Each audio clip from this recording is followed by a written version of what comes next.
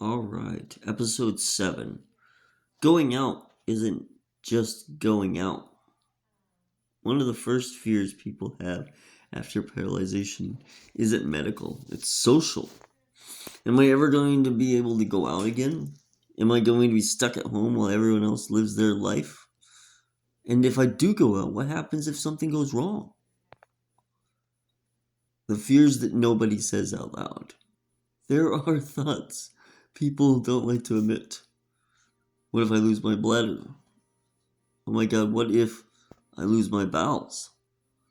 What if I can't get out in time? What if I'm just sitting there in my own feces and I'm just what happens then? What happens then? What if I get there's no parking? What if there's nobody that could help me get my seat? Because I imagine it's going to be super busy, 30,000 fans. I can't reach my seat. The worst is people are usually drunk standing above me. In a wheelchair, I only measure it 4'6".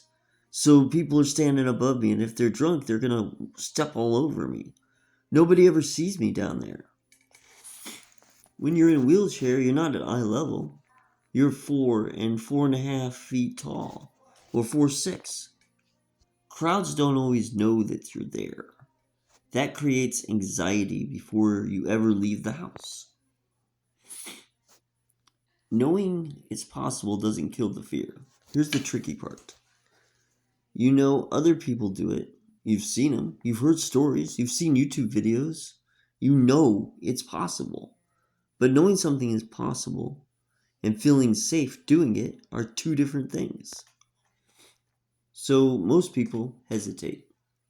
Not because they don't want to go out, because they're doing the math in their head and they're getting anxiety and they just skip it. There's actually a system that exists out there. What helps is learning that support systems are already there. At events, there's parking, there are attendants. They will help you show your tags, show your wheelchair, and they will usually get you to where you need to go. Most of the time, they'll get you to where you need to be.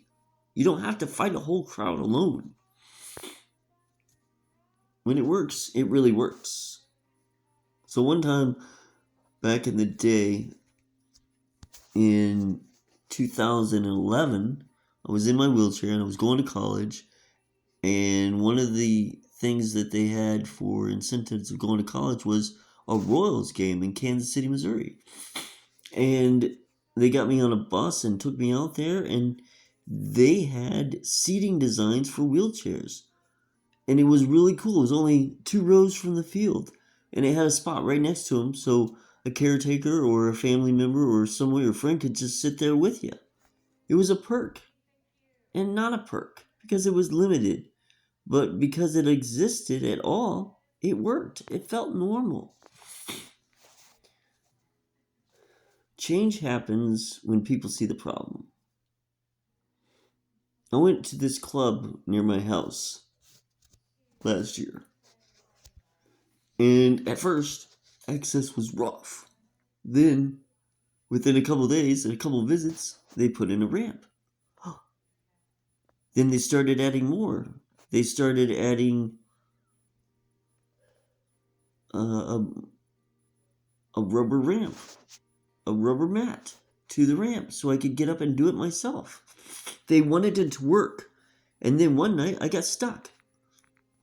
The gravel on the back swallowed my chair. I couldn't move. Somebody actually was like, "Justin, do you need help?" And yeah, people had to help me. It was embarrassing. Yeah. But something happened after that.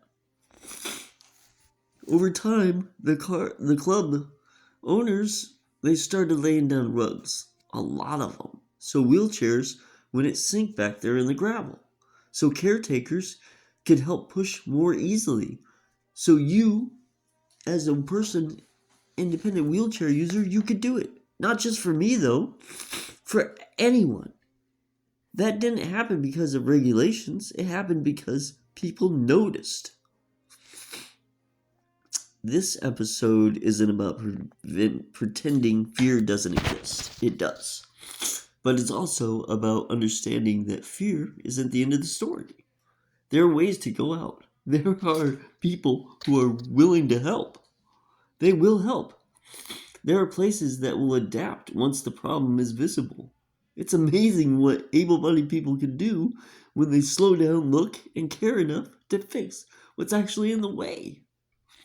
And sometimes that's all it takes to turn around, to turn staying home back into living in the real world, in the real world.